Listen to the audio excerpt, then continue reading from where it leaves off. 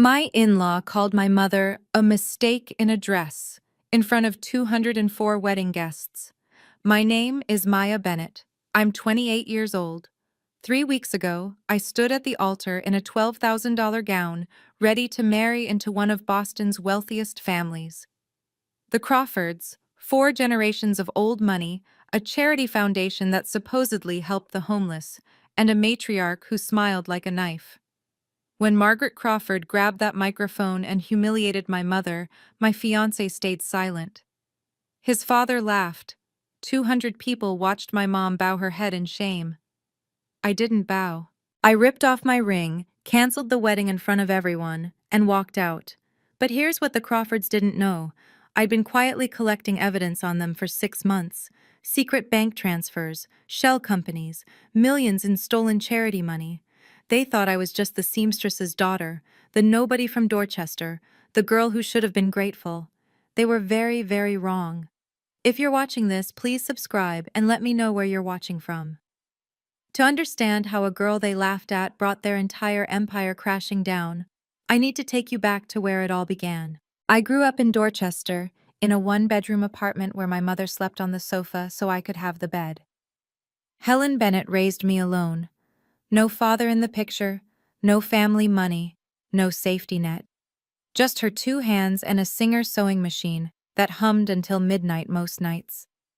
She did alterations for a dry cleaner on Dot Ave, hems, zippers, taking in waists for women who could afford to lose weight for fun. $12 an hour, no benefits, no sick days. The apartment always smelled like fabric and steam. I'd fall asleep to the rhythm of her foot pedal, that steady thump thump thump that meant she was still working, still fighting, still making sure I'd have lunch money in the morning. Her hands told the story of her life. Calluses from scissors, tiny scars from needles, fingertips rough as sandpaper from decades of handling cloth. But those hands were always warm when she touched my face, always gentle when she braided my hair for school. Write everything down, she used to tell me. You never know when you'll need proof. So I did. I kept notebooks, receipts, records of every dollar spent, every promise made, every slight I swallowed because fighting back wasn't worth the cost. My mother taught me that survival meant documentation. She just didn't know I'd one day use that lesson to destroy a family worth $200 million. I got a full scholarship to Boston University, graduated with a degree in accounting, landed a job as an internal auditor at Crawford Holdings, one of the biggest real estate development firms in New England. I wasn't the charity case who lucked into a rich family. I was there 2 years before I ever met Ethan Crawford. I earned my place through 12-hour days and audit reports that caught discrepancies nobody else noticed. I was good at my job. Too good, as it turned out. The first time I saw the Crawfords' world from the inside, I thought I was the lucky one. I didn't realize I was walking into a trap that had been set long before I arrived. I met Ethan Crawford during a quarterly audit, 3 years before the wedding that never happened. He was 30 years old, deputy director of development, and the only person in that glass and steel tower who looked at me like I was a human being instead of a line item. Everyone else called me the auditor like it was a disease. Ethan called me Maya. He had that old money look, jaw sharp enough to cut glass, shirts that probably cost more than my rent, a smile that crinkled the corners of his eyes. But there was something else there too, something almost apologetic, like he knew exactly how much privilege he'd been handed and wasn't sure he deserved it. "You want to grab lunch?" he asked one Tuesday, after I'd spent 3 hours reviewing expense reports in a conference room with no windows. "There's this place around the corner. Nothing fancy. They do great sandwiches." Nothing fancy. That should have been my first clue. We dated for 6 months before he introduced me to anyone from his world. We went to diners instead of restaurants, walked in the park instead of attending galas. He said he liked the quiet. I believed him. "Why haven't I met your family yet?" I asked once, while we shared a plate of nachos at a sports bar in Somerville. His collar was open. His hair was messy from the wind. He looked almost normal. He paused, a chip halfway to his mouth. "They're complicated," he said. "I'm waiting for the right time." The right time. I heard that phrase 47 times over the next year. 47. I counted. He smelled like sandalwood and bergamot, expensive but subtle. His hands were soft when he held mine. He never raised his voice, never made me feel small, never treated me like I was beneath him. But he also never defended me. Not once. Not when it mattered. "They're complicated," he'd say, every time I asked about meeting his parents. I should have known that complicated was just another word for coward. The first time I entered the Crawford house, I wore my best dress. Navy blue, fitted, elegant, but not trying too hard. My mother had made it for my college graduation. She'd spent 3 nights hand-stitching the hem because she wanted it to be perfect. The Crawford estate sat on Beacon Hill like a monument to inherited wealth. Brownstone facade, iron gates, a foyer with a chandelier that could have paid off my student loans. The air smelled like fresh flowers and old money, lilies in crystal vases, lemon polish on antique wood. Margaret Crawford waited for us in the sitting room, 58 years old, platinum hair swept back, a strand of Mikimoto pearls resting against her silk blouse. She smiled when Ethan introduced me, her mouth curved, her eyes didn't move. "Maya," she said, letting my name hang in the air like she was testing it. "What a lovely dress. Is it handmade?" "My mother made it," I said. "She's a seamstress." "How charming." Margaret's gaze swept down to my hemline and back up. "You can always tell." The compliment had teeth. Richard Crawford didn't speak much during dinner. 62 years old, silver hair, a face that looked like it had been carved from the same marble as their fireplace mantel. He sat at the head of a table long enough to seat 20, and he watched me the way a banker watches a credit score. The meal was Wagyu beef and wine that cost more than my monthly grocery budget. I could barely taste it. Margaret asked questions in that bright, sharp voice about my job, my apartment, my little neighborhood in Dorchester, and each answer seemed to amuse her for reasons I couldn't quite name. "And your mother," she said, dabbing her lips with a linen napkin. "What does she do exactly?" "Alterations," I said. "Custom designs. She's been sewing for 30 years." Margaret lifted her wine glass, took a slow sip, and said nothing at all.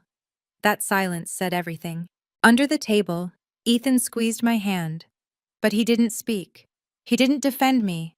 He didn't tell his mother that my mom's work had put me through college, that her hands had made the dress I was wearing, that she was worth more than every pearl around Margaret's throat. He just squeezed my hand and stayed quiet. And I let him. The warnings came slowly, like water seeping through cracks in a foundation. After that first dinner, Margaret sent Ethan a list, not to me, to him. But he showed me, almost apologetically, like he was asking permission to ignore it. Suggestions for Maya's wardrobe. Speech patterns to refine, perhaps she could soften the Boston accent. Appropriate topics for social gatherings. I read that list in his apartment, sitting on his $3,000 couch, and I felt my face burn. "She doesn't mean it badly," Ethan said. "She's just particular." Particular. Another word for cruel. But I swallowed it. I told myself I was marrying Ethan, not his family. I told myself things would change after the wedding, that I'd prove myself, that love was worth the compromise. The engagement party was worse. Margaret requested that I limit my guest list due to space constraints. My mother got 5 invites. 5, for her entire side. The Crawfords had 170. I called my mom to explain. I tried to make it sound reasonable. She was quiet for a long moment. Then she said, "It's okay, sweetheart. I understand."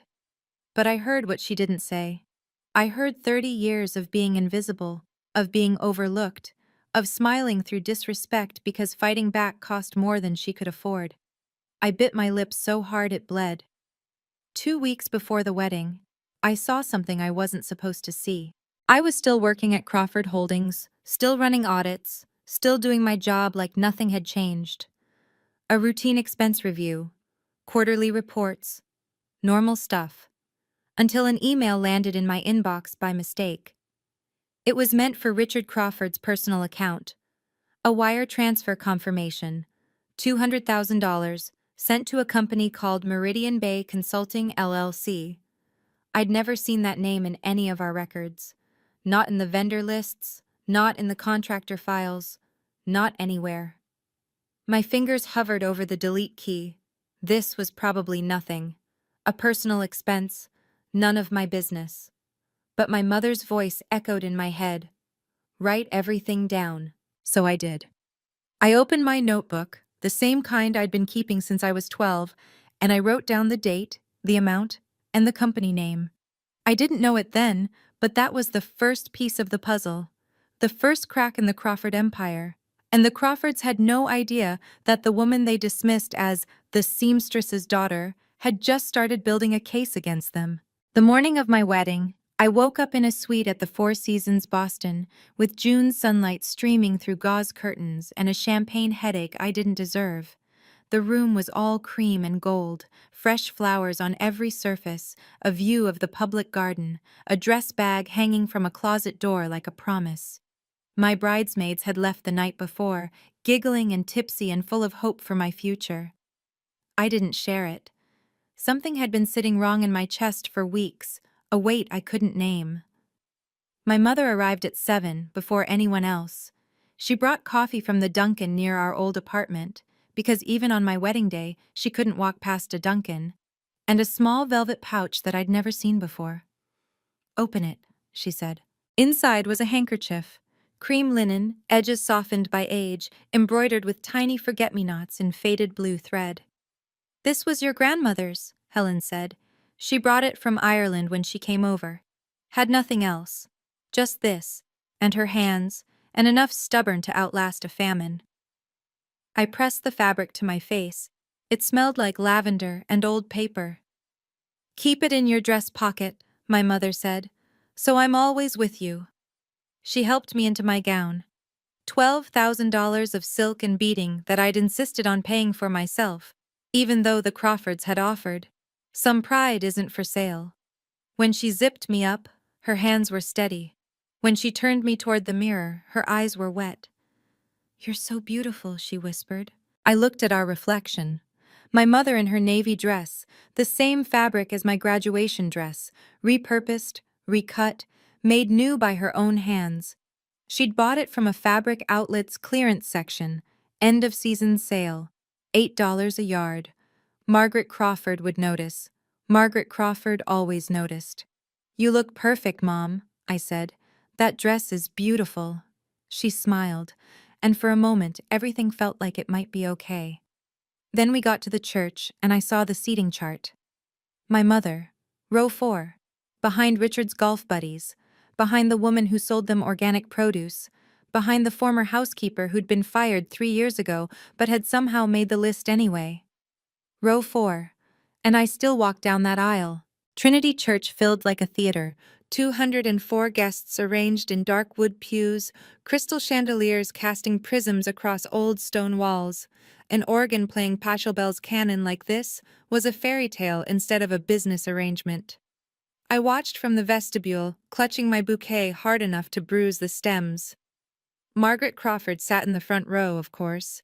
Cream suit, those pearls, a hat that probably cost more than my car.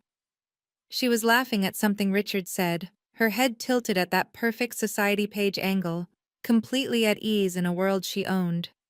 My mother sat in row 4, alone. The seats next to her were empty because her 5 guests had been split up to balance the room. I should have said something. I should have marched up to that altar and moved her myself. But I was 28 years old and still believing that love could fix unfair things. Still thinking that if I just got through this one day, everything would change. The music shifted. "Here Comes the Bride." I walked down the aisle on my own. No father to give me away, not that I'd ever had one, and I kept my eyes on Ethan. He stood at the altar in his custom tux, tall and handsome and smiling, but his eyes flicked to his mother before they landed on me. Just for a second. A reflex. I should have known then. Father Morrison opened his Bible. The ceremony began. "Dearly beloved, we are gathered here today." A rustle from the front row. Margaret Crawford rising to her feet. Not urgently, gracefully. Like this was always the plan. "Father, if I may," she said, her voice carrying across the church with that practiced ease of someone who'd never been told no. "I'd like to say a few words about our bride." Father Morrison hesitated, caught off guard. He looked at Ethan. Ethan looked at his shoes. Margaret walked to the altar. Someone handed her a microphone, and I stood there, frozen in my $12,000 dress, as my mother-in-law prepared to ruin my life. "I want to say a few words about Maya," Margaret began, smiling at the congregation like she was accepting an award. 204 people smiled back, the polite, anticipatory smiles of guests expecting a toast, a welcome to the family speech. Something warm. I knew better. I could see it in the tilt of her chin, the slight curl at the corner of her mouth. Margaret Crawford was about to perform. "Maya is charming," she said. "Really, she is. She came from such humble circumstances, worked her way up, pulled herself out of, what do they call it, Dorchester." Light laughter rippled through the crowd. The way people laugh at things that aren't quite jokes. "And she's ambitious. You have to admire that. A young woman with so few advantages finding her way into our little world." Margaret gestured at the church, at the flowers, at the crystal and the silk and the old money dripping from every surface. "It's almost like a fairy tale." My hands were shaking. I gripped my bouquet tighter. "Of course, she does need some refinement. We're working on that." Margaret's gaze swept to row 4, to my mother. "And this is her mother, Helen, isn't it? A seamstress. She made that dress herself." Silence. Then Margaret smiled, that knife-sharp smile I'd seen 100 times at family dinners. "You can always tell." A few chuckles, nervous now, uncomfortable. But Margaret wasn't finished. She stepped closer to my mother's row, microphone still in hand, voice dropping to what she probably thought was a confidential murmur. "That's not a mother," she said, loud enough for the nearest 50 people to hear. "That's a mistake in a dress." The microphone caught every word. 204 people heard it. I heard it. My mother heard it. She didn't look up, didn't react, just sat there with her hands folded in her lap, staring at the program like she could disappear into the paper, the way she'd learned to disappear her whole life. Richard Crawford laughed. Not a chuckle, a full laugh, head tilted back, like his wife had just told the funniest joke. Ethan stood at the altar, said nothing, did nothing. His mother had just called mine a mistake, and he looked at his shoes like he was studying the stitching. I felt the ring on my finger, cold metal, heavy. In that moment, I understood everything.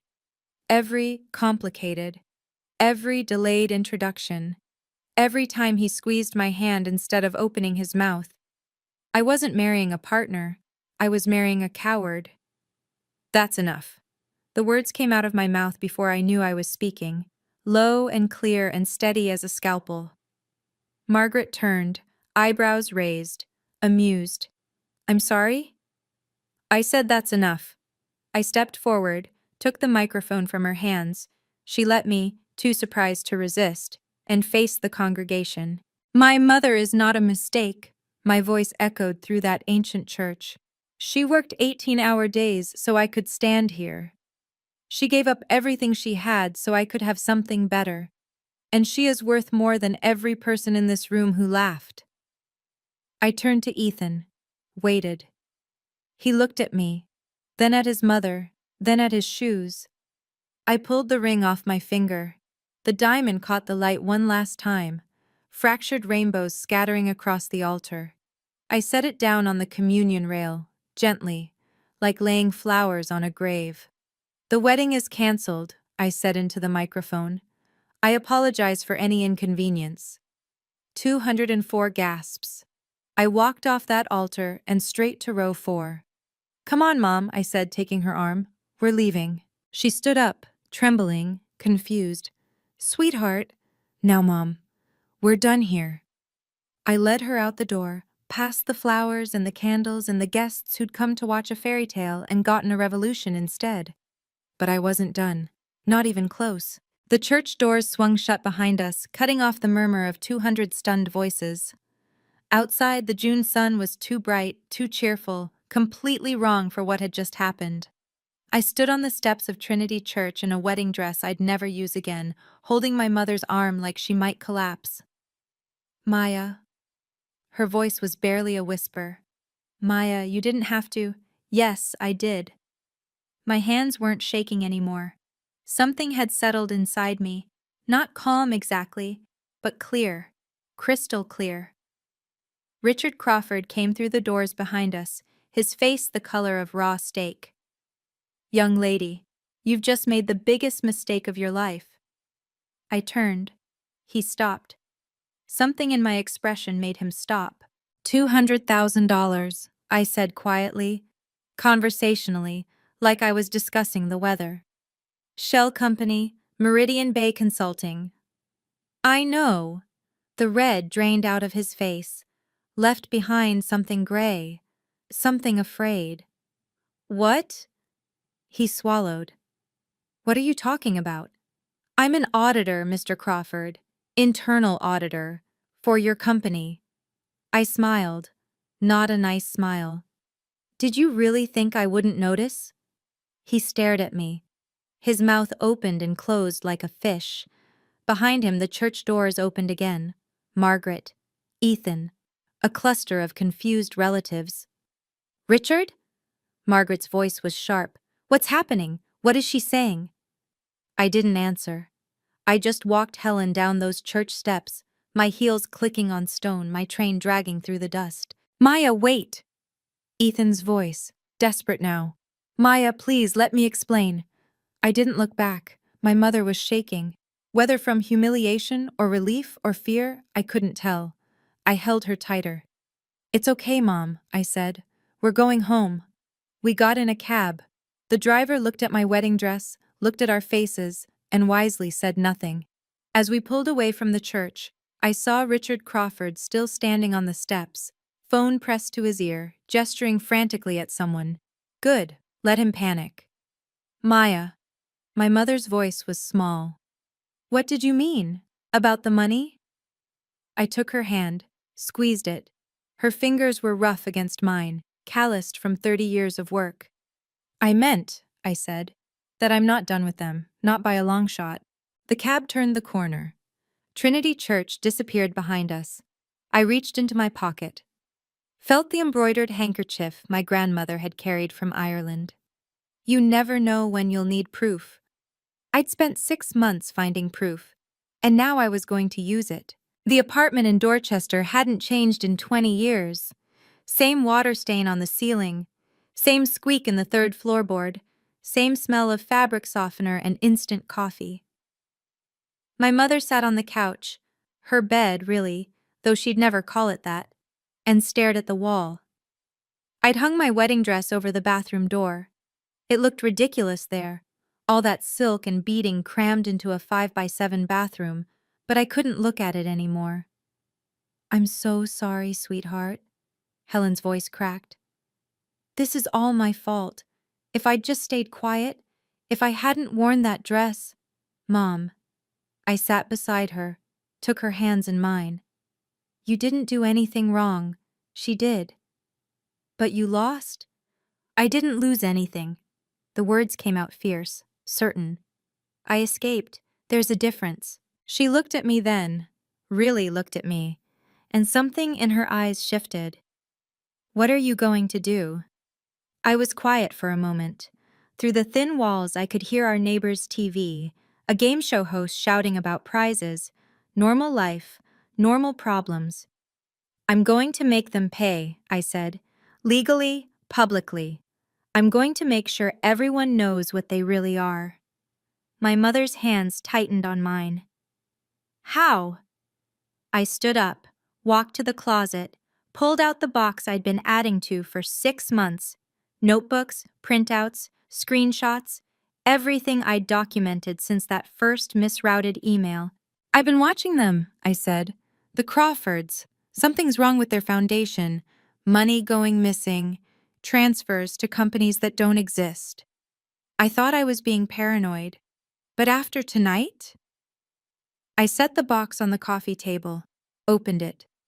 After tonight, I'm going to find out exactly how deep this goes. My mother looked at the box, at the papers, at me. This could be dangerous, she said. I know. They have money, lawyers, power. I know. She was quiet. Then she reached out and touched my face, the way she used to when I was small. Your grandmother came here with nothing, she said. She built everything from scratch. Never let anyone tell her she was less than. I smiled. It hurt. I'm not going to let anyone tell me that either, Mom. I pulled out my phone, scrolled to a contact I hadn't used in 2 years. Diane Foster, Georgetown Law. Now a civil rights attorney specializing in corporate whistleblower cases. Di, I typed. I need to talk about Crawford. The 3 dots appeared almost immediately. Then, been waiting for this call. Tomorrow, 10 a.m. Cambridge. I'll send the address. I stared at the message. My heart was pounding. This was real. This was happening. I wasn't just the girl who walked out of her wedding. I was about to become the woman who brought down an empire. Diane Foster's office was on the 3rd floor of a brick building in Harvard Square, wedged between a bookstore and a Thai restaurant. The kind of place that looked unassuming until you noticed the security cameras. She met me at the door, 35, short dark hair, black blazer, eyes that missed nothing. We'd been roommates freshman year, stayed close through graduation, drifted apart when careers pulled us different directions, but she hadn't hesitated when I reached out. Maya, she hugged me, quick and fierce. I saw the news. News?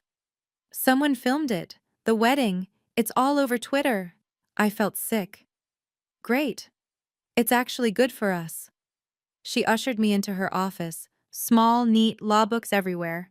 Public sympathy is on your side. Margaret Crawford looks like a monster. I sat down, put my notebook on her desk. I'm not here about sympathy. Diane's eyebrows rose. What are you here about? This. I opened the notebook, showed her my documentation. 6 months of observations. The misrouted email, 3 other suspicious transfers, patterns in the foundation's expense reports that didn't match their public filings. She read in silence. Her pen tapped against the desk. Once. Twice. Maya, she said slowly, if this is what I think it is, I don't know what it is yet, but something's wrong, and I want to find out. She closed the notebook, looked at me hard. You understand what you're doing? The Crawfords have resources, lawyers, connections. If you go after them and you're wrong, I'm not wrong. I'm not. If you're right, she continued, they'll come after you with everything they have. They already did. I met her eyes. At my wedding, in front of everyone, they showed me exactly who they are. I'm just returning the favor.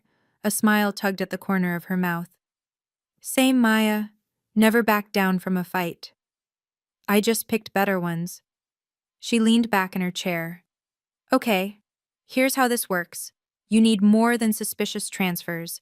You need documentation, forensic analysis. You need to prove intent. How do I do that? You need a forensic accountant, someone who can trace the money, verify the shell companies, build a case that'll hold up in court. She scribbled a name on a notepad.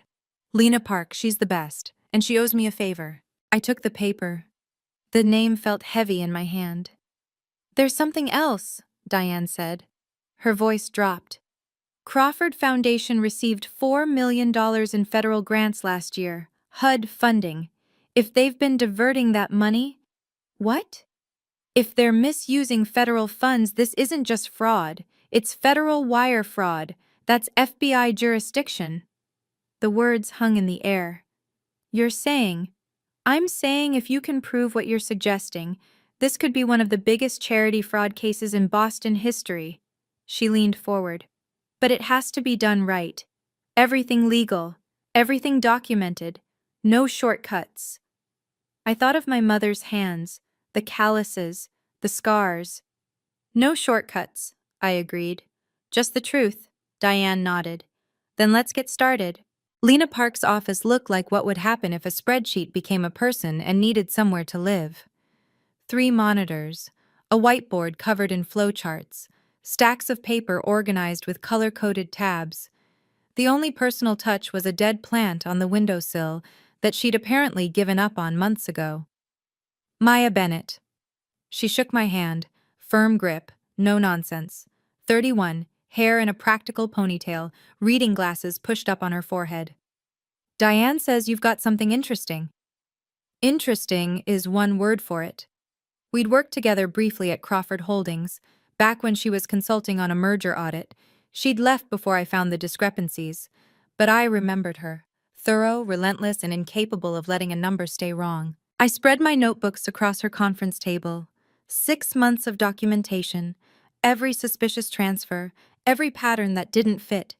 She studied them in silence, fingers tracing columns, lips moving as she ran calculations in her head. When you were at Crawford, she said finally, did you have authorized access to these financial records? Everything I documented was part of my regular audit duties. So you weren't snooping, you were doing your job. Exactly. She nodded, made a note. Good. We only use what you had legitimate access to.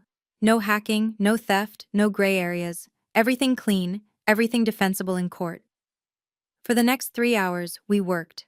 She pulled public records, Foundation 990 filings, HUD grant documentation, anything available through legal channels.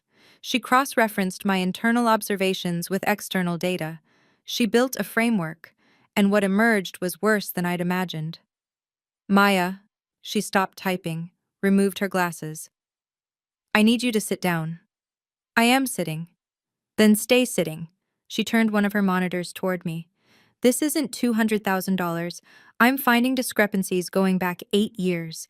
The shell company you flagged, Meridian Bay, that's just one of at least 4. And the total, she pointed at a figure on the screen, $4.7 million. That's not a mistake, she said. That's not even negligence. That's a system. Someone built this deliberately. Money comes in from federal grants, gets routed through these shell companies, and ends up… Where? She pulled up another document. Corporate registration records. One of the shell companies, Beacon Vista Holdings, is registered to a Margaret L. Crawford. The floor dropped out from under me. Margaret. Not Richard. Margaret. The woman who'd called my mother a mistake. The woman with the Mikimoto pearls and the society smile. The woman who'd looked at me like I was dirt on her designer shoes. She wasn't just cruel. She was a criminal. They've been stealing from homeless shelters, I said slowly. Federal money meant for people with nothing, and they've been stealing it for 8 years. Lena nodded. And now we can prove it. I looked at the number again, $4.7 million. That's a lot of mistakes in dresses. What do we do next? I asked. Lena smiled. It wasn't a nice smile. Now we build a case the FBI can't ignore. Mid-video, CTA number 1.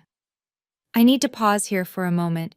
If you've made it this far, if you're listening to this and you've ever felt like someone dismissed you because of where you came from, or what your parents did, or how much money was in your bank account, I want you to know something. You're not alone. And those people? They're not as powerful as they want you to believe. Drop a comment below and tell me, have you ever been in a situation like this, where someone made you feel small and you wished you could do something about it? And if you haven't already, please subscribe. Because what happens next with the Crawfords, you're not going to want to miss it. Now, let me tell you about the phone call that changed everything. 3 days after the wedding that wasn't, my phone buzzed with an email from an address I didn't recognize. Ms. Bennett, I've been investigating Crawford Foundation for 2 years. Sources tell me you may have relevant information. We should talk. Discretion guaranteed. Marcus Webb, Boston Globe. I stared at the screen. Then I called Diane. Marcus Webb? She sounded impressed. He's legit. Broke the city council corruption story last year. He's careful, ethical, and he doesn't burn sources. Should I meet with him? Not yet. Not until we've filed the whistleblower complaint. Once that's in, you have legal protection. Before that, you're vulnerable. But she gave me his number anyway. When the time is right, she said. Having a journalist in your corner isn't a bad thing. 2 weeks later, after Lena had compiled her initial analysis and Diane had drafted the federal complaint, I called him. We met at a bar in the North End, dark, quiet, the kind of place where people went to not be overheard. Marcus Webb was exactly what you'd expect from an investigative journalist. 42, tired eyes, rumpled jacket, a voice recorder he set on the table between us like a challenge. Ms. Bennett? He didn't smile, didn't waste time. I'm not going to ask you what you have. I'm going to ask you what you want. The question caught me off guard. What do you mean? I mean, a lot of people in your situation want money. Revenge. Their 15 minutes. He shrugged. I don't care about any of that. I care about the truth, so what do you want? I thought about my mother in row 4, about Margaret's laugh, about $4.7 million that should have helped homeless families sleep in beds instead of doorways. I want justice, I said, for my mother, for the people that money was supposed to help. I want everyone to know what the Crawfords really are. He studied me for a long moment. Then we might be able to work together. He leaned forward, lowered his voice. I have a source inside the FBI. They've been looking at Crawford Foundation for years, but they've never had enough for a warrant, never had anyone from the inside. My mouth went dry. And now? Now they might have you. His eyes didn't waver. If you're willing. I thought about Diane's warnings, the risk, the power the Crawfords had. Then I thought about my grandmother's handkerchief in my pocket, about a woman who came to this country with nothing and refused to be beaten. I'm willing, I said. Marcus nodded, just once. Respect. Then let's take them down. The first letter arrived exactly 1 week after I walked out of that church. Dear Ms. Bennett, your employment with Crawford Holdings has been terminated effective immediately, pursuant to Section 12.4 of your employment contract, violation of confidentiality provisions. I read it 3 times, violation of confidentiality, as if I'd leaked trade secrets instead of documenting fraud. The second letter came the next day. Law firm letterhead. Cromwell, Stevens & White, the kind of firm that charged $800 an hour to make problems disappear. Defamatory statements made at the June 14th event. Demand immediate retraction.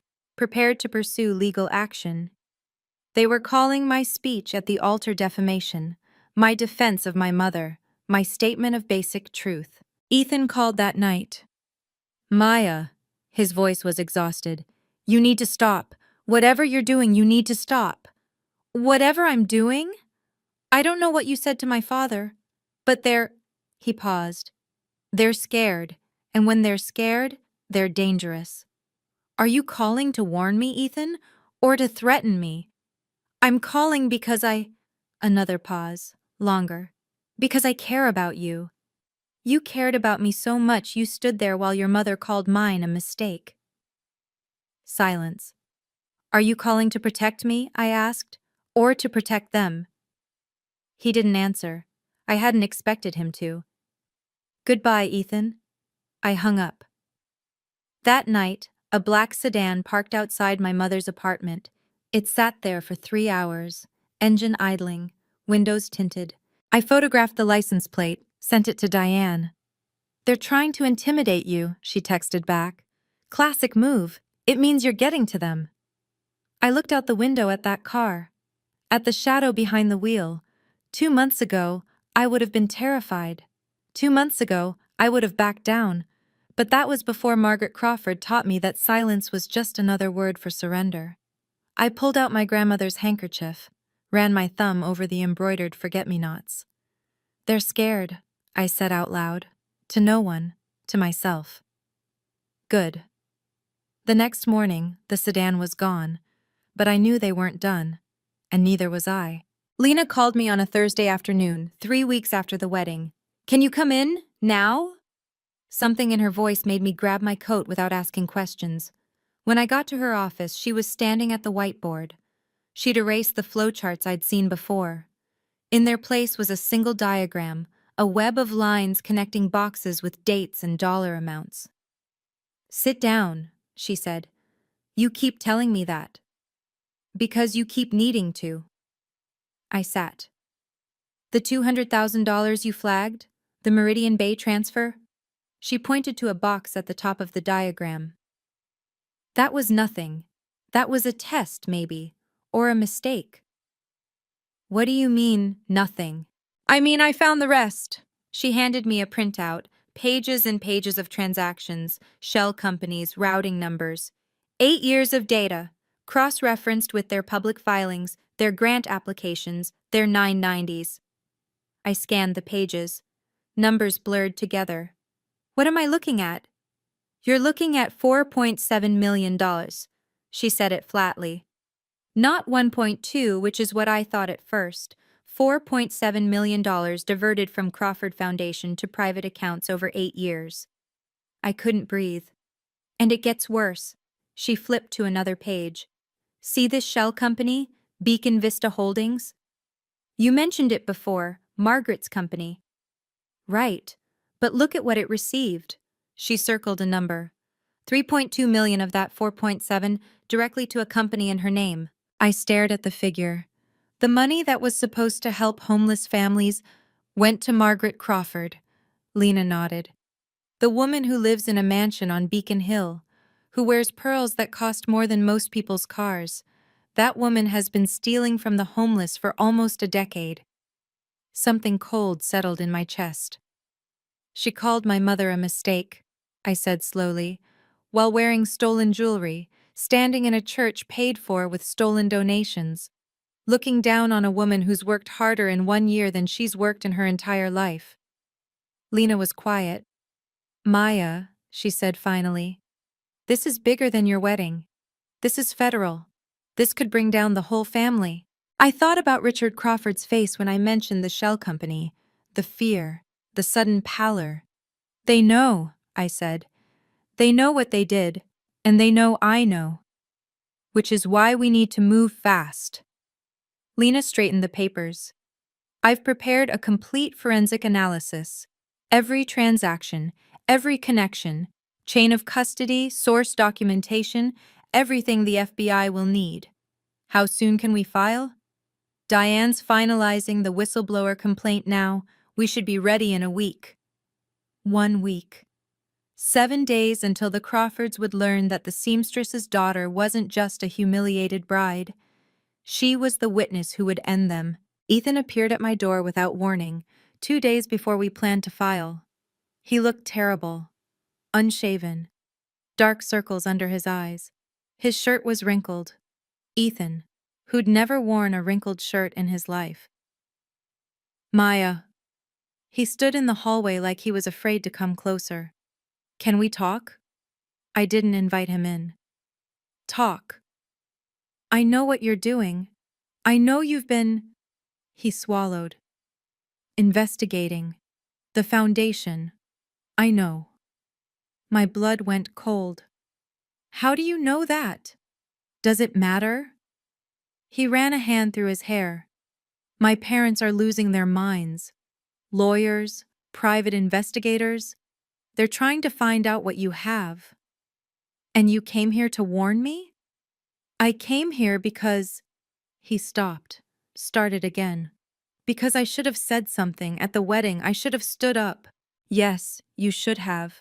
I was a coward," his voice cracked. "I've always been a coward. My whole life I've done what they wanted because it was easier. Because they have everything.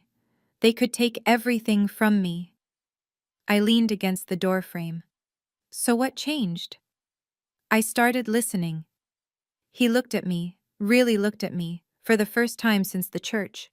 I heard things, conversations, my parents talking about the foundation, about money, about— He shook his head. Things that didn't make sense until you said that name. Meridian Bay. I didn't react. Didn't confirm. I have access, he said quietly, to emails, records, things you wouldn't have been able to see as an auditor. He hesitated. I could get you more. Why would you do that? Because they're wrong. His voice was barely above a whisper. What they're doing, what they did to you, to your mother, it's wrong. And I'm tired of pretending it isn't. I studied him. The boy I'd loved or thought I loved. The man who'd stayed silent when he should have roared. You want my forgiveness, I said. No. He shook his head. I don't deserve that. I just want... He paused. I want to do the right thing, even if it's too late.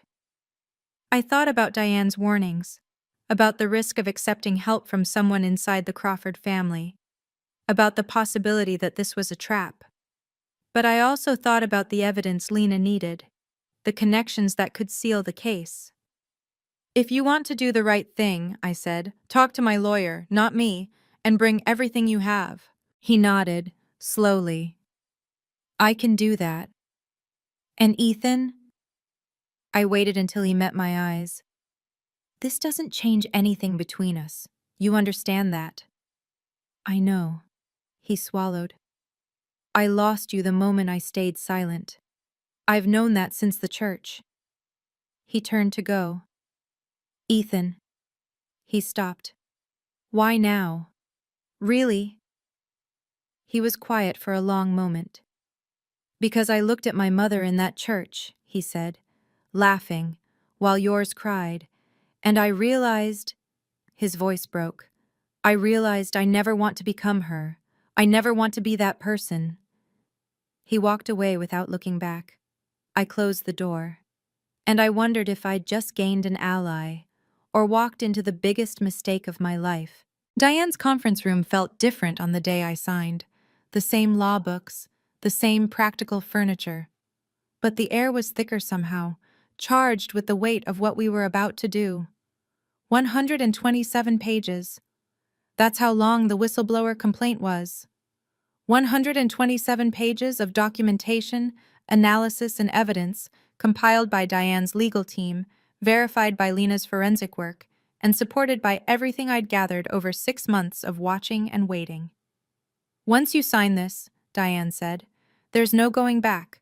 The complaint gets filed under seal with the federal court. The FBI opens a formal investigation, and you become a protected whistleblower under federal law. Which means if the Crawfords try to retaliate, fire you, sue you, intimidate you, they add obstruction and witness tampering to their list of charges. She almost smiled. They'd be handing us more evidence. Lena sat beside me, quiet and steady. She'd worked 18-hour days for the past week, triple-checking every number, every connection. It's solid, she said. The forensic trail is clean. The FBI will have everything they need. I looked at the papers in front of me. 127 pages of truth.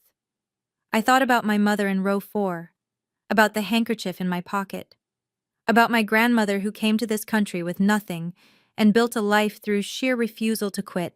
I thought about Margaret Crawford in her pearls, laughing at my mother's dress, and I signed. My name looked strange on the page, small but permanent. That's it, Diane said. It's done. I exhaled. For months, I'd been gathering evidence in secret, not sure if I was paranoid or right, not sure if any of it would matter. Now it was real, official, unstoppable. My phone buzzed. Marcus Webb, FBI wants to meet. They're calling this a priority. Case might be bigger than we thought, possibly connected to city officials. I showed Diane the message. Well, she said, looks like the Crawfords are about to have a very bad week. I put my phone away. My mother had taught me to write everything down, to keep proof, to protect myself. She just didn't know that someday I'd use those lessons to protect everyone the Crawfords had ever stolen from. The seamstress's daughter was about to bring down an empire. The FBI field office in Boston smelled like coffee and paper and barely contained urgency. Special Agent Thomas Riley met me at the elevator. 50 years old, salt and pepper hair, a face that had seen too many lies to believe anything easily. He shook my hand with a grip that was firm, but not unfriendly. "Ms. Bennett." His voice was even, professional. "Thank you for coming in." The interview room was exactly what you'd expect: sterile, quiet, a table with a recording device in the center. But there was something in Riley's manner that felt almost respectful, like he was grateful I was there. "I'll be direct," he said, settling into his chair. "We've been watching Crawford Foundation for 5 years. Every time we got close, the trail went cold. Lawyers, shell companies, dead ends. What changed?" He looked at me steadily. "You did." He opened a file on the table. I recognized Lena's forensic analysis. "Your documentation fills gaps we couldn't fill, connects dots we couldn't connect, and combined with the testimony your attorney forwarded from Mr. Ethan Crawford," he paused, "we have enough for a warrant." Ethan had followed through. He'd given Diane everything: emails, internal memos, even recordings of conversations he'd had with his parents. It wasn't enough to make me forgive him, but it was enough to matter. "What happens now?" I asked. "Now we move fast." Riley leaned forward. "The Crawfords have resources. If they get wind that we're coming, they'll start destroying evidence, moving money, hiding trails. We need to execute search warrants before they know what hit them." "When?" 3 days. He met my eyes. "And I need you to understand something, Ms. Bennett.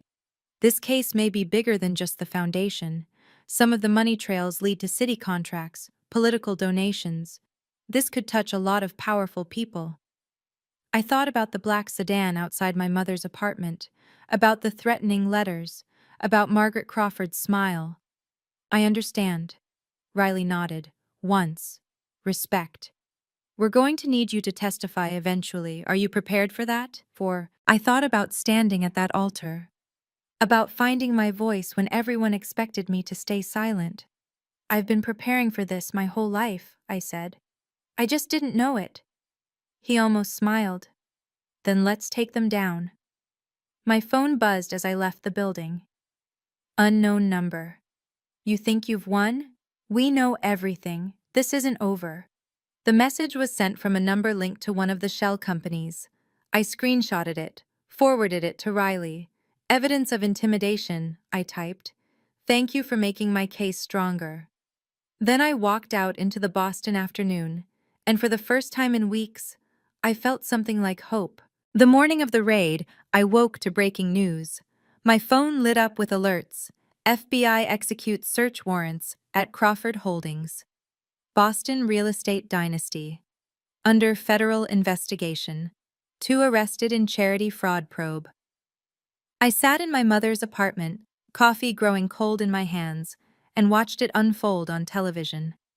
Footage from Beacon Hill, FBI agents carrying boxes out of the Crawford mansion, evidence bags, computer equipment, and Margaret Crawford walking down her own front steps in handcuffs. No pearls, no perfectly styled hair, no society smile, just a 60-year-old woman in a rumpled blazer, face pale, eyes wild with disbelief, being led to a waiting vehicle like every other criminal and every other perp walk in history. Richard was behind her, hands cuffed, face gray, not laughing now. My mother came out of the kitchen and stood beside me. "Is that?" "Yes." We watched in silence. The news anchor was talking about federal fraud charges, about charity money diverted to private accounts, about an investigation that had been building for years. She mentioned an anonymous whistleblower. Someone inside the organization. "Maya." My mother's voice was quiet. "Did you do this?" I looked at her, at the woman who had worked 18-hour days so I could have a future, the woman Margaret Crawford had called a mistake. "Yes, Mom, I did." She was quiet for a long moment. Then she reached out and took my hand. Her fingers were rough against mine, calloused from 30 years of work, but her grip was strong. "I'm not happy someone had to be arrested," she said softly, "but I'm proud of you, sweetheart. So proud." My phone buzzed. Diane. They found everything. Second set of books, emails, bank records. The Crawfords are done.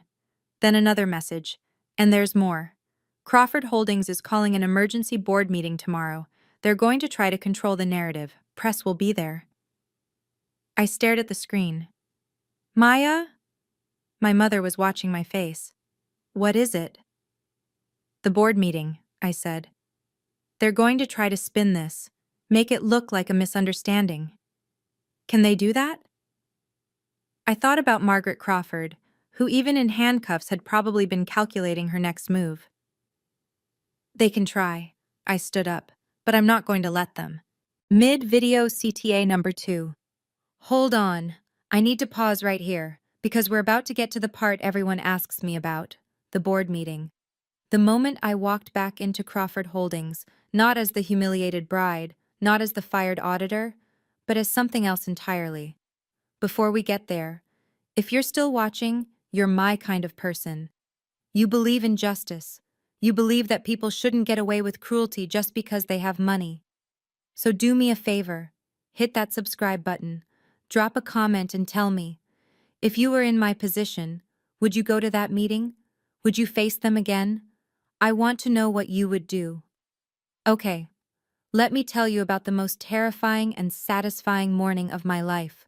The night before the board meeting, we gathered in Diane's office. Me, Diane, Lena, and Marcus. War Council. They're going to claim this is a misunderstanding, Marcus said, flipping through his notes. Anonymous source tells me their PR firm has been working overtime. The script is accounting irregularities, internal review, cooperating fully with authorities, standard damage control. They can't spin their way out of handcuffs, Lena said. They'll try. Diane leaned back in her chair. Richard and Margaret are out on bail, $2 million each. They'll be at the board meeting, making their case for why they should stay in charge while the misunderstanding gets sorted out. So what do we do? I asked. You? Diane shook her head. Nothing. You've done your part. The FBI has the evidence. Let the system work. That's not good enough. Everyone looked at me. They're going to stand up in that room, I said, in front of cameras and journalists and board members, and lie.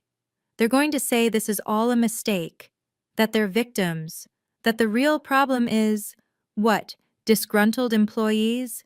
Misguided prosecutors? I thought about my mother's face when Margaret called her a mistake. I can't let that happen.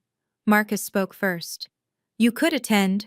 The board meeting is technically public. Shareholders and stakeholders can observe. If you're there... What? Diane cut in. If she's there, what? She makes a scene? Gives them ammunition to paint her as unstable? I won't make a scene. My voice was calm. But I can make a statement. Just by being there. Just by letting them see me. Diane studied my face for a long moment. You understand the risks. They could claim harassment, intimidation. I'm not going to threaten anyone. I'm not going to disrupt anything. I met her eyes. I'm just going to stand there and remind them that I exist, that the woman they tried to destroy isn't destroyed. Silence. Then Marcus smiled, the first genuine smile I'd seen from him. That might actually work. Lena nodded slowly. It would send a message, to the board, to the press. Diane sighed. Fine. But we do it smart. You observe only, unless they invite you to speak, and if they ask you anything, you defer to your attorney. She pointed at herself. Me. Agreed. That night, I went home and tried on the blazer I'd worn to my first job interview at Crawford Holdings. Black, tailored, professional.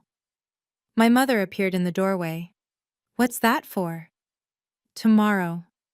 I smoothed the lapels. I'm going to a meeting.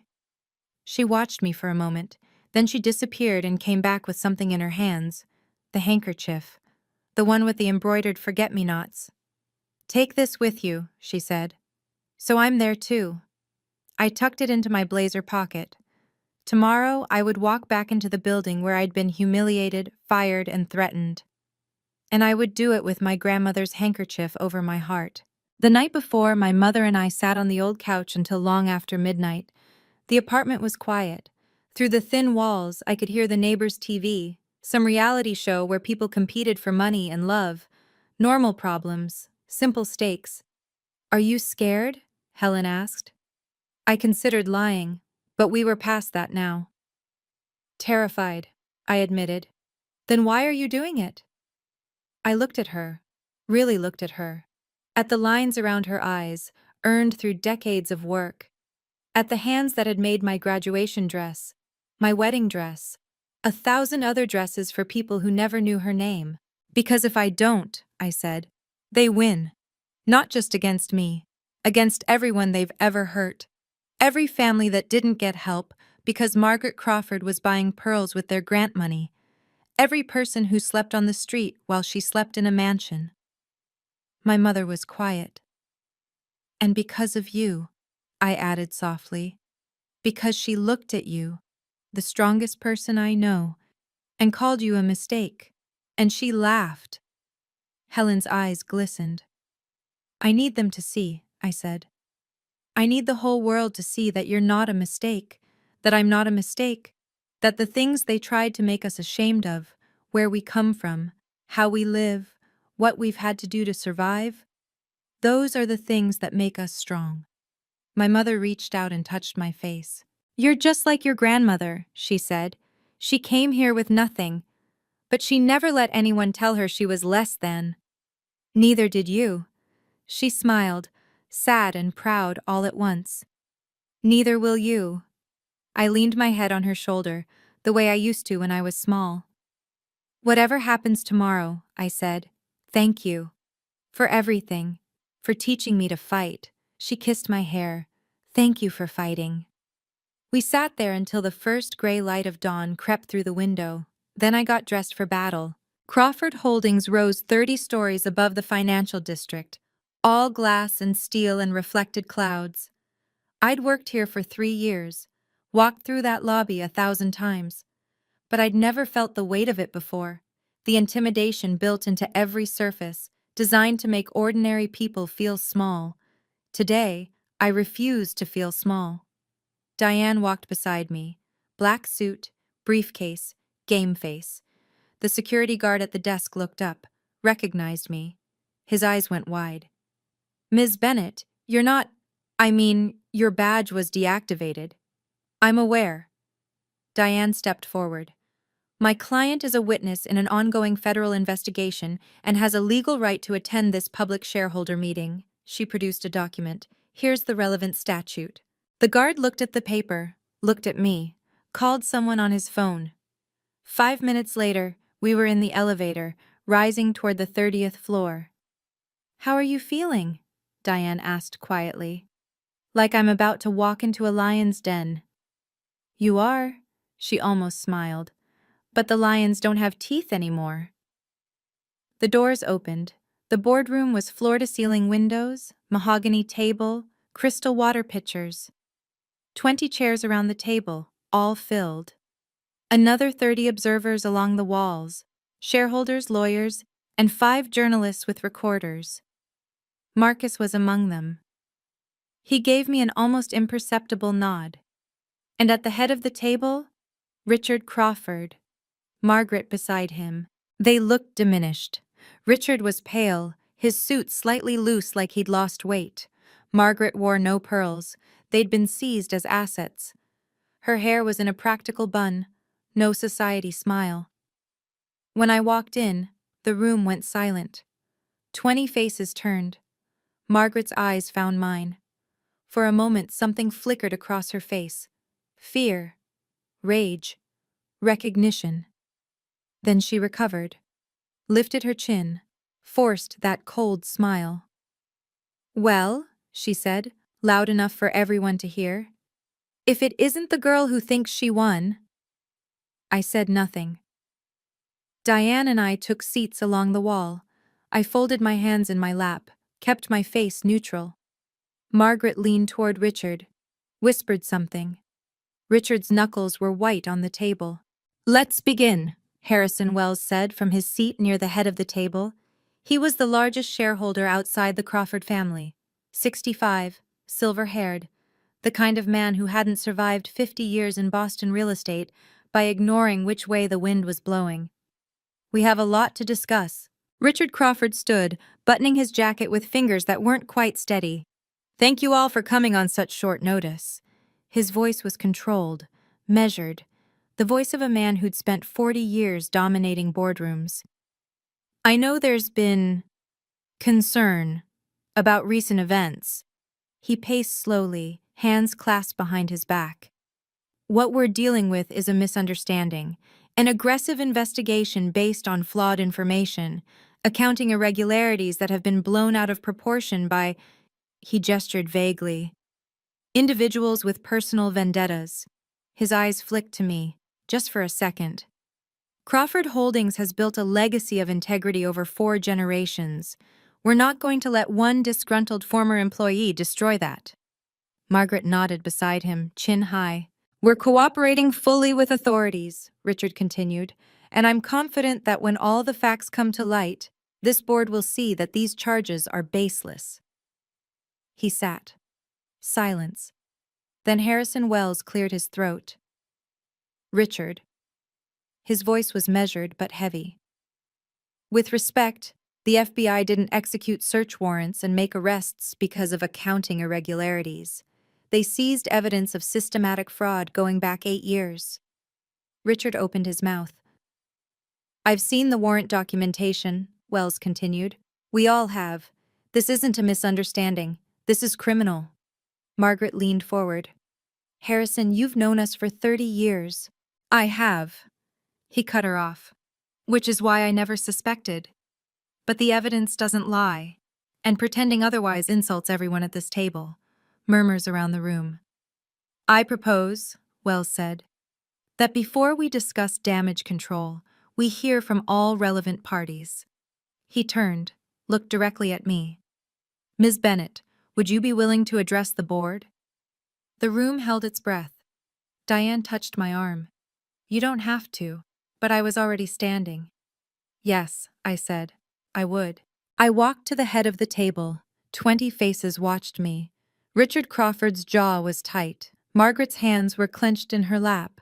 I didn't look at them, not yet. My name is Maya Bennett, I said. For 3 years I was an internal auditor at this company, and for 6 months I watched something wrong happen. I paused, let the words settle. I'm not here to talk about accounting. The FBI will present that evidence in court. I'm here because someone in this room, I finally looked at Margaret, decided that my mother was a joke. The room was silent.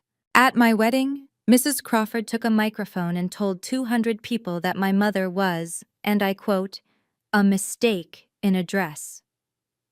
I kept my voice steady, professional. My mother is a seamstress. She raised me alone. She worked 18-hour days so I could get an education, so I could stand in rooms like this. Margaret's face was stone. And while Mrs. Crawford was mocking my mother's handmade dress, she was wearing pearls bought with stolen money. I let that hang. Money from federal grants, money meant for homeless shelters, for families with nothing. I gestured at the stack of folders on the table, the forensic analysis Lena had prepared. $4.7 million.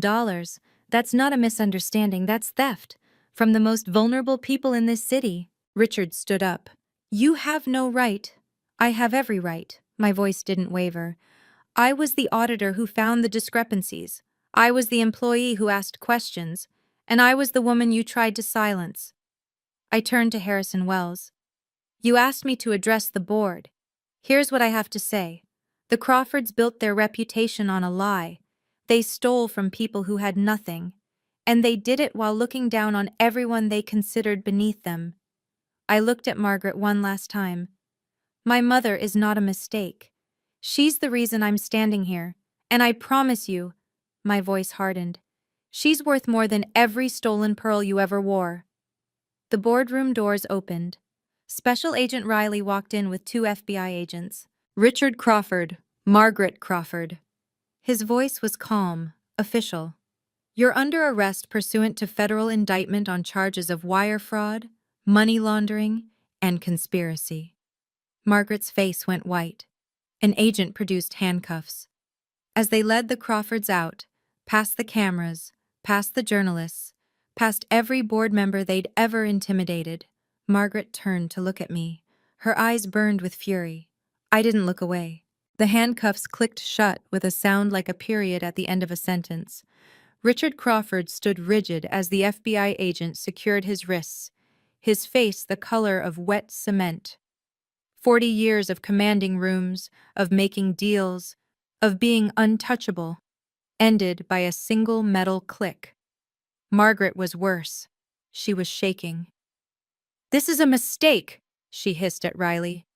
"Do you know who we are? Do you have any idea what you're doing?" "Ma'am?" Riley's voice was utterly flat. "I know exactly who you are. That's why you're being arrested." The journalists' cameras were flashing, recorders held high. This was the shot that would lead every newscast for a week. "You'll regret this." Margaret's eyes found me across the room, wild, desperate. "You're nothing. You're nobody. You think you've won, but we have lawyers. We have—" "Margaret." Richard's voice was quiet, defeated. "Stop." She stopped. For one moment they just looked at each other. 40 years of marriage, 4 generations of legacy, and now handcuffs and cameras and the long walk of shame. "Richard Crawford is removed from his position as chairman, effective immediately," Harrison Wells announced to the room. "The board will appoint interim leadership and cooperate fully with federal authorities." 2 FBI agents led the Crawfords toward the door. Margaret passed within 3 feet of me. "You'll pay for this," she whispered. "Whatever it takes." I held her gaze. "Your threats don't scare me anymore, Mrs. Crawford." My voice was calm, almost kind. "And you'll have plenty of time to think about that in federal prison." The doors closed behind them. The room erupted. Journalists shouted questions. Board members huddled in frantic conversation. Someone knocked over a water pitcher. Marcus Webb caught my eye and grinned. Diane appeared at my elbow. "Let's go. You've done everything you came here to do." I nodded, but as I turned toward the exit, I stopped. Because there, in the corner of the room, stood Ethan Crawford. He hadn't been arrested. The FBI had confirmed his cooperation, granted him immunity in exchange for testimony. He was pale, hollow. Watching his parents led away in handcuffs, our eyes met.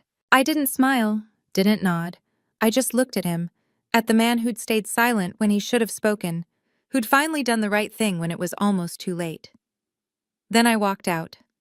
In the lobby, my mother was waiting. She stood by the elevator bank, clutching her old purse, looking completely out of place in the gleaming corporate shrine. The security guards were watching her uncertainly. "Mom?" I stopped. "What are you doing here?" "I watched the news." Her voice was thick. "I had to come." She opened her arms. I walked into them.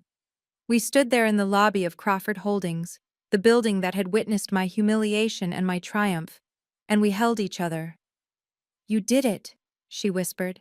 "You actually did it." "We did it," I said. "Your lessons, your strength, that's what did it." She pulled back, looked at me, tears streaming down her face. "Let's go home, sweetheart." "Yeah," I smiled. "Let's go home." The news broke like a dam. By evening, Crawford Foundation fraud was trending nationwide. Every outlet in Boston led with the story. The footage was everywhere. Margaret Crawford in handcuffs, face contorted with fury. Richard's gray silence. The FBI carrying boxes of evidence from the Beacon Hill mansion. Boston Globe exclusive. Charity fraud scheme diverted 4.7 M from homeless shelters to private accounts. New York Times. Boston real estate dynasty faces federal charges in massive grant. Fraud case CNN. Whistleblower wedding drama leads to FBI arrests.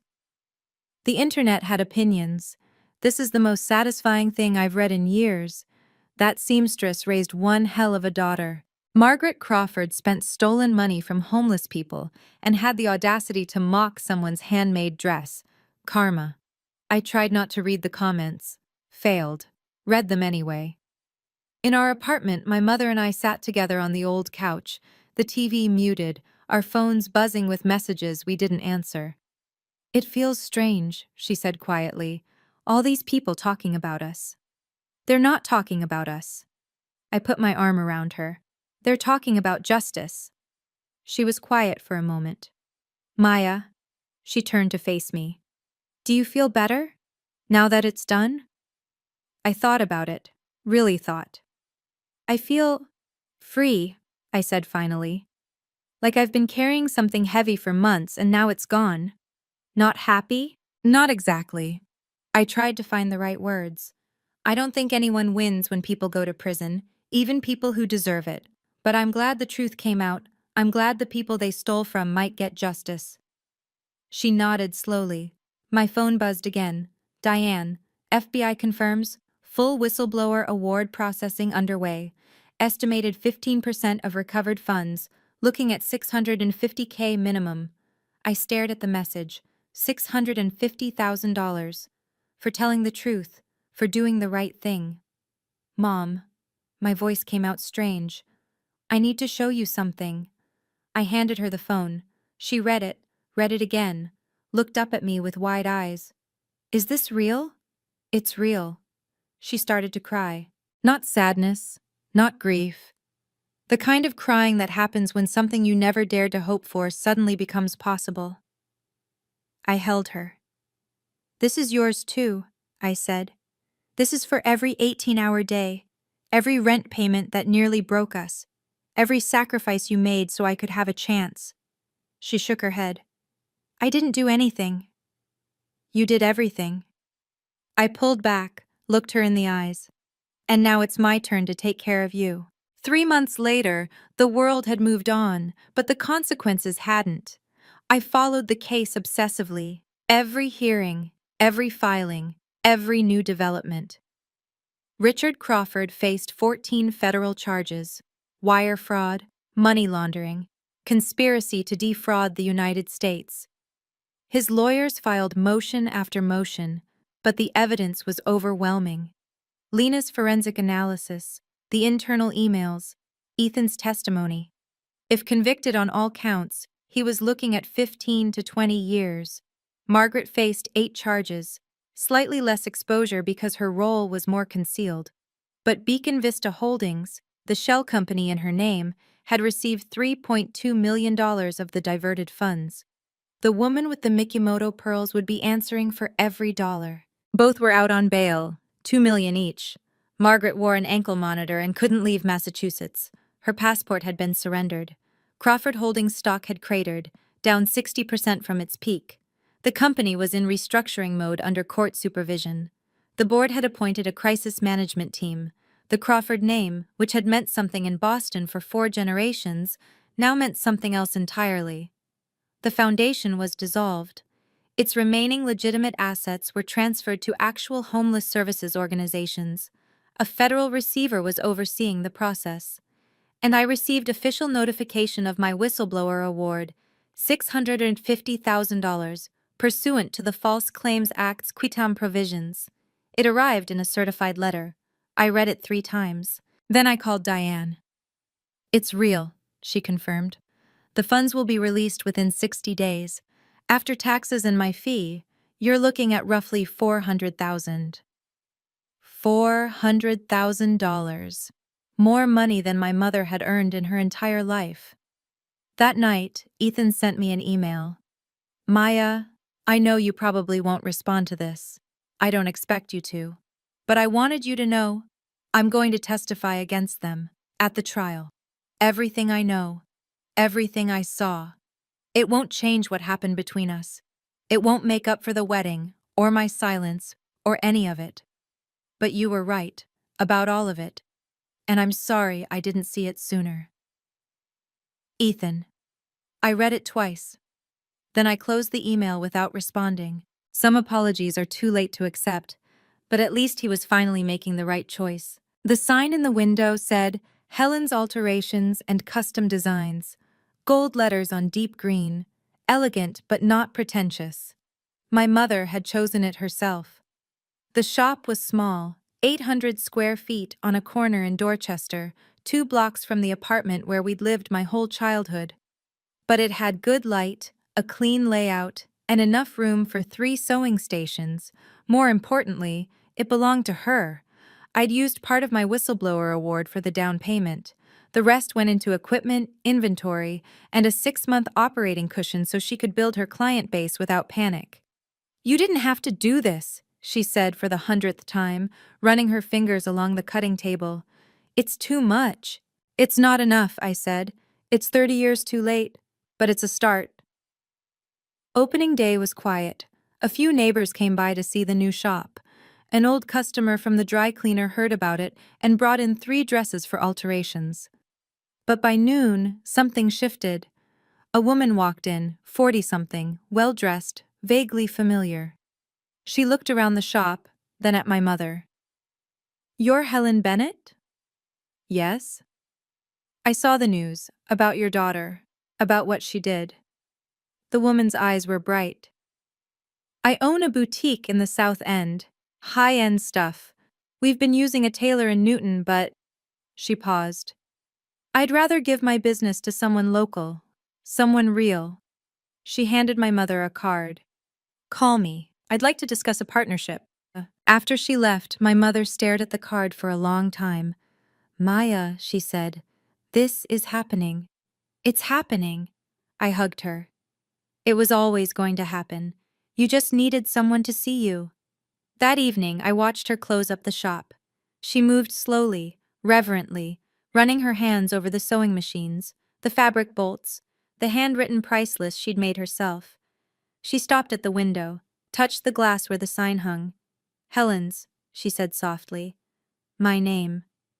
Your name, I agreed. She turned to me. Her eyes were wet. Thank you, sweetheart. For everything. For fighting. I thought about Margaret Crawford, about stolen pearls and homeless shelters and a woman who thought she could mock her way through life without consequences. Thank you for teaching me how, I said. My mother reached into her pocket and pulled out something small, familiar. The handkerchief, the one with the forget-me-nots. I made you a new one. She unfolded a second handkerchief, white linen, my name embroidered in blue thread. So you'll always remember. I took it, pressed it to my heart.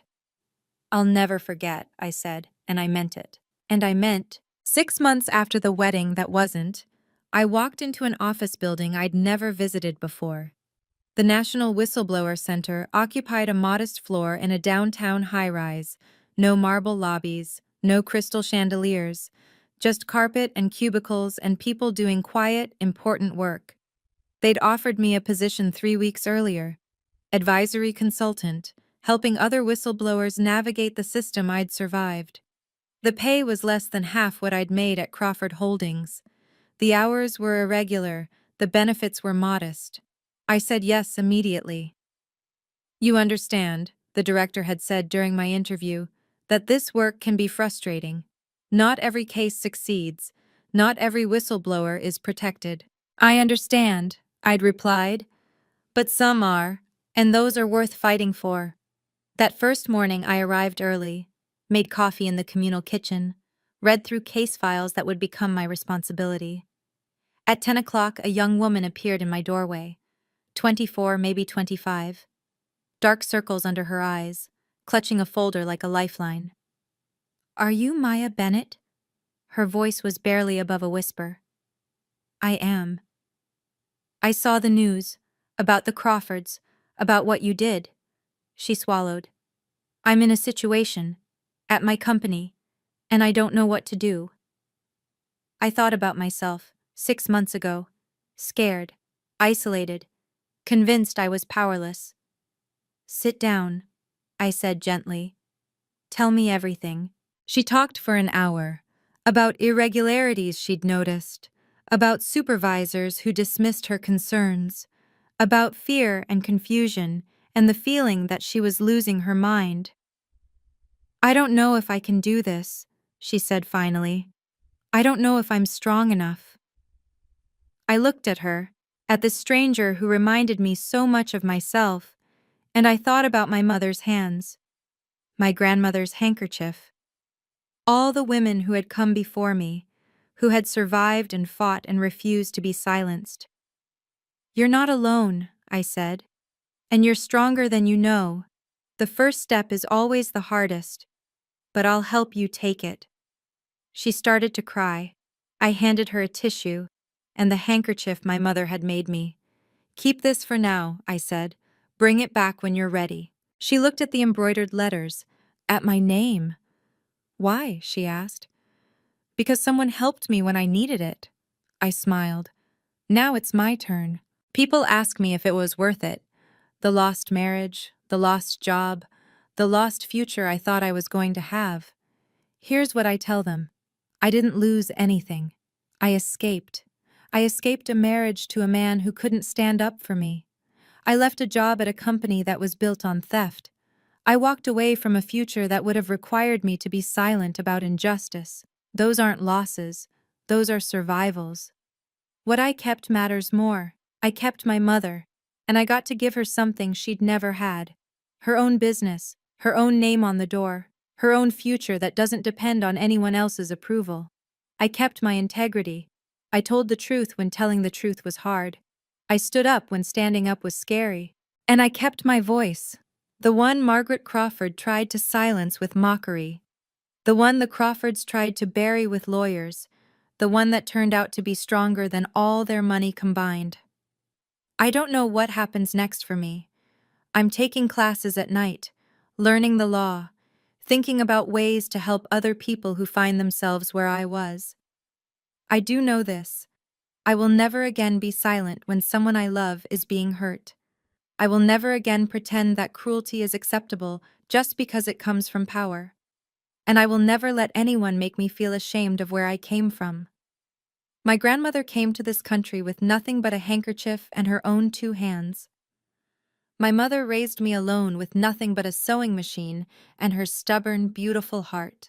And I brought down a $200 million empire with nothing but the truth. That's not a story about revenge. That's a story about justice. If you're listening to this and you're in a situation where someone is making you feel small, where you're being told to be quiet, to accept mistreatment, to let powerful people get away with cruelty, I want you to know something. You are not powerless. You are not alone. And the best way to protect the people you love is to refuse to be silent. Share this story with someone who needs to hear it. Subscribe if you want more stories like this. And leave me a comment.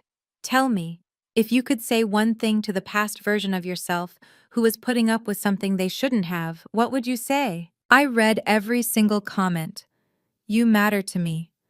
Thank you for staying until the end. Thank you for believing in justice. I'm Maya Bennett, and this was my story.